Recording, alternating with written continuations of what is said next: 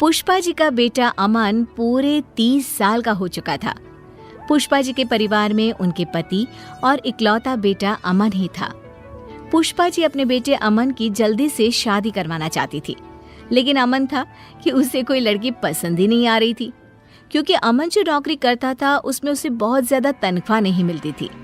एक दिन सुबह के वक्त अमन के पिता कहते हैं, अरे अमन बेटा, तुम जल्दी कोई नौकरी बदल लो। इतनी कम तनख्वाह में तो तुम्हारे लिए लड़की ढूंढना बहुत मुश्किल होता जा रहा है।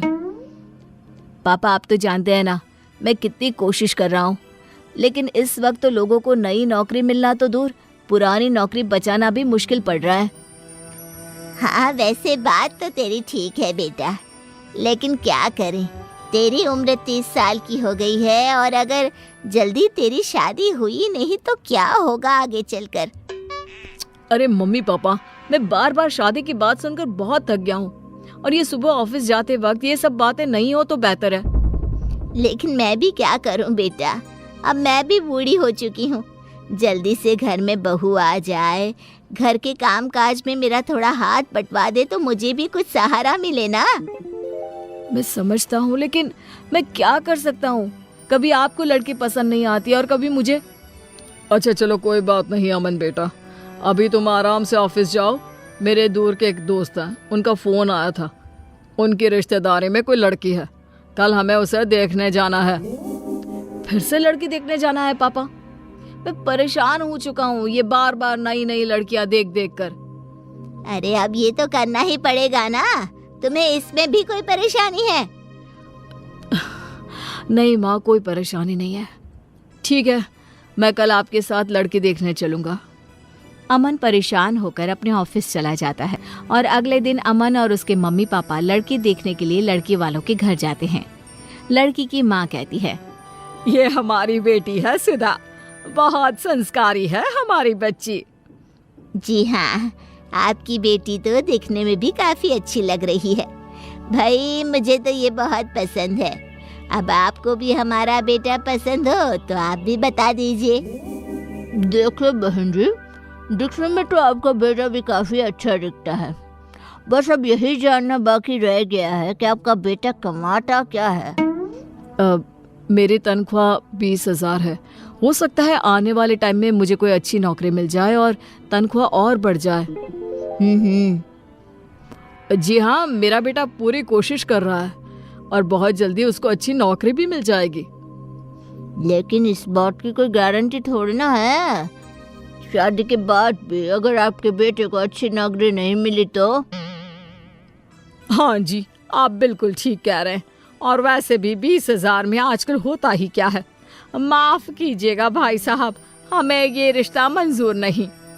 देखा माँ, मैंने आपसे पहले ही कहा था, जहाँ आपको लड़की पसंद आ जाती है वहाँ पर मेरी कम तनख्वाह के चलते कोई शादी करने को तैयार नहीं होता।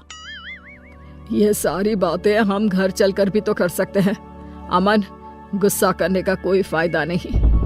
अमन अपने परिवार के साथ वापस घर लौट आता है। कुछ दिनों के बाद पुष्पा जी एक नया रिश्ता लेकर अमन के पास जाती हैं।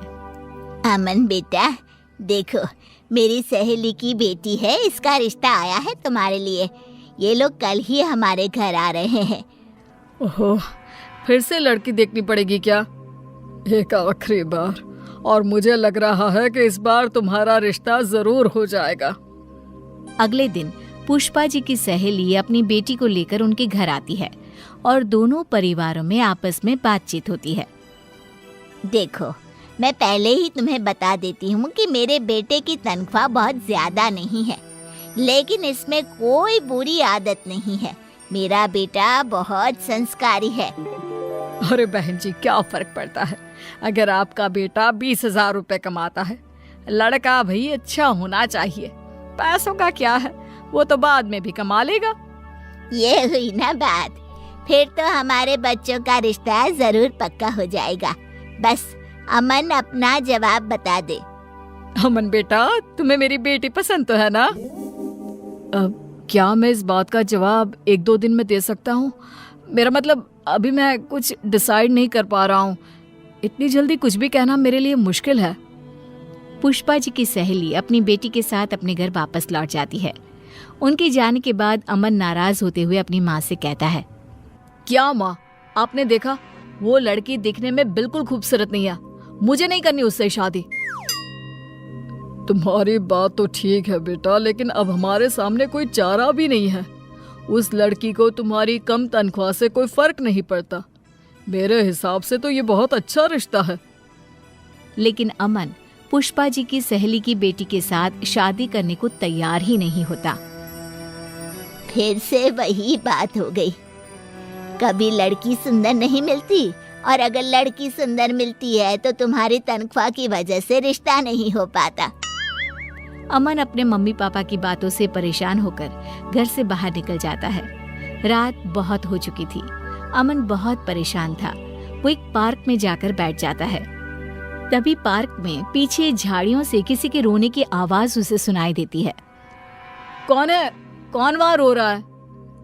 मैं हूँ, इन पेड़ों के पीछे।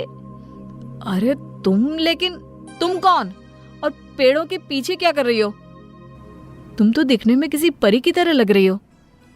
मैं परी ही हूँ, मेरा नाम परी है। अरे तुम्हारा नाम क्या? तुम तो बिल्कुल परियों की तरह खूबसूरत हो। लेकिन तुम इस तरह रो क्यों रही हो? और इतनी रात को पार्क में अकेले क्यों बैठी हो? मेरा इस दुनिया में कोई नहीं है। मैं एकदम अकेली हूँ। मेरे माँ बाप दोनों का निधन हो चुका है। कुछ गलत लोगों ने मेरा पीछा करने की कोशिश की तो मैं यहाँ आकर छुप गई। अरे लेकिन तुम यहाँ कब तक छुपी रहोगी? तुम यहाँ पर सेफ नहीं हो। तो क्या करूँ, कहाँ जाऊँ, मेरे खुद समझ में नहीं आ रहा। अरे रो मत, एक काम करो, तुम मेरे साथ मेरे घर चलो, वहां पर तुम सुरक्षित रहोगी। अमन उस लड़की को लेकर अपने घर आ जाता है। उस लड़की की खूबसूरती देखकर पुष्पा जी हैरान हो गई थी। वो लड़की 4-5 दिन अमन के घर पर ही रहती है। उस लड़की का व्यवहार देखकर अमन के पिता भी बहुत खुश थे और इसीलिए एक दिन सुबह के वक्त, देखो बेटी, मैं ये तो नहीं जानता कि तुम कौन हो, लेकिन मैं तुम्हें अपने घर की बहू बनाना चाहता हूँ। हाँ, मैं भी कब से वही बात सोच रही थी, लेकिन फिर मुझे लगा पता नहीं परी को अच्छा लगे भी या नहीं। मुझे इस बात से कोई ऐतराज नहीं है। वैसे भी आप लोगों ने मुझे इतना प्यार दिया है, लेकिन अगर अमन जी कहेंगे तो ही मैं उनसे शादी करूंगी। मैंने तो जब तुम्हें पहली बार देखा था ना, तभी अपनी पत्नी बनाने का फैसला कर लिया था। तुम हो ही इतनी खूबसूरत, और फिर तुम्हें मेरी कम पैसों वाली नौकरी से भी तो कोई परहेज नहीं है। नहीं, मुझे आपका परिवार बहुत अच्छा लगा और मैं हमेशा आप लोगों के साथ रहना चाहती हूँ। और इस तरह पुष्पा जी को परी के रूप में एक